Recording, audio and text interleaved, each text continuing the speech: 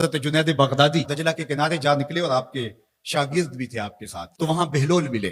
بہلول ایک مجذوب تھے، تو کہا کہ چلیے ان سے زیادہ بات کرتے ہیں۔ تو شاگردوں نے کہا یہ تو ایک دیوانہ شخص ہے اور آپ اس سے کیا ملیں گے، آپ اتنے پڑھے لکھے عالم اور اتنے بڑے فقیہ اور صوفی، اور ایک دیوانے شخص سے آپ ملیں گے۔ دنیا اس کو دیوانہ کہتی تھی، بہلول دیوانہ۔ لیکن سادی بولے کہ سادیا نزدیک رائے عاشقاں، خلق مجنونند و مجنو عاقل است، اصل تو عاقل یہ لوگ ہیں۔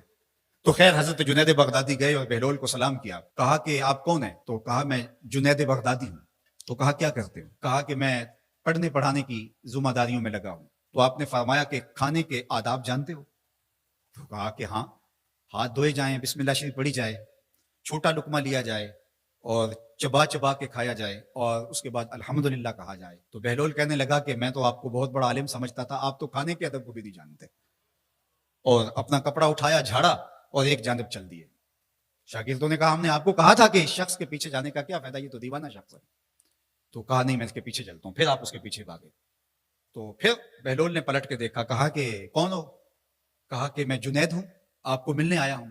تو آپ نے پھر ایک سوال کیا، گفتگو لمبی ہو جائے۔ تیسری مرتبہ بھی جب وہ اپنا دامن چھاڑ کے گزرے تو پھر آپ آگے بڑھے۔ انہوں نے پوچھا کون ہو؟ انہوں نے کہا کہ میں ایک عام سا شخص ہوں، تو آپ کے پاس جو ہے وہ سیکھنے آیا ہوں۔ تو کہا کہ میں نے تم سے پوچھا تھا کہ کھانے کے آداب کیا ہیں، تو تم نے یہ بتایا تھا۔ کہا جی میں نے تو یہی پڑھا ہے اور میں نے یہی بتایا ہے۔ تو کہا کھانے کا سب سے پہلا ادب یہ ہے کہ لقمہ حلال کا ہو، باقی لقمے چھوٹے چھوٹے توڑ کے کھائے یا چبا چبا کے کھائے یا جو ہے وہ پانی پہلے پیے یا بعد میں پیے، کہا یہ باتیں بات کی ہے، سب سے پہلا ادب کھانے کا یہ ہے کہ لقمہ طیب ہو، لقمہ طاہر ہو، لقمہ پاکیزہ ہو۔ اللہ اکبر۔ تو ہمارے رب نے ہمیں پاکیزہ رزق کھانے کی تلقین فرمائی ہے۔ تو اللہ کے محبوب علیہ السلام نے اس شخص کا ذکر کیا جو لمبا سفر کر کے آیا اور وہ کعبۃ اللہ کے سامنے کھڑا، وہ اللہ تعالیٰ جل شانہ کو پکارتا ہے اور کیا کہتا ہے، یا رب یا رب، اشعث اغبر، اس کے بال بکھرے ہوئے ہیں اور اس کا لباس پھٹا ہوا ہے، پراگندہ سی حالت ہے، اور اللہ کے گھر کے سامنے کھڑا ہے، لمبے لمبے ہاتھ کر کے دعا مانگ رہا ہے، یا رب اے میرے اللہ اے میرے اللہ۔ لیکن فرمایا وَمَطْعَمُهُ حَرَامٌ وَمَشْرَبُهُ حَرَامٌ وَمَلْبَسُهُ حَرَامٌ وَغُذِّيَ بِالْحَرَامِ فَأَنَّىٰ يُسْتَجَابُ لِذَٰلِكَ۔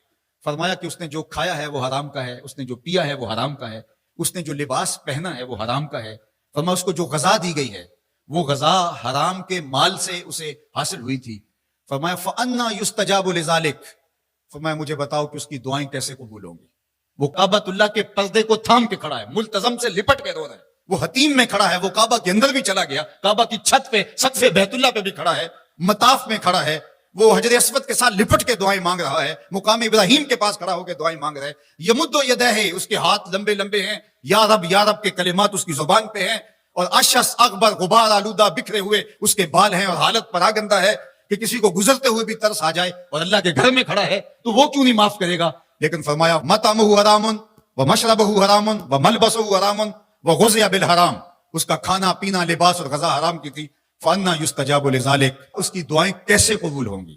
بلکہ علماء نے لکھا کہ جو شخص حرام کمائی کھاتا ہے اس کی اپنی دعائیں تو قبول نہیں ہوتی، نیک لوگوں کی دعاؤں سے بھی اس کا حصہ نکال دیا جاتا ہے۔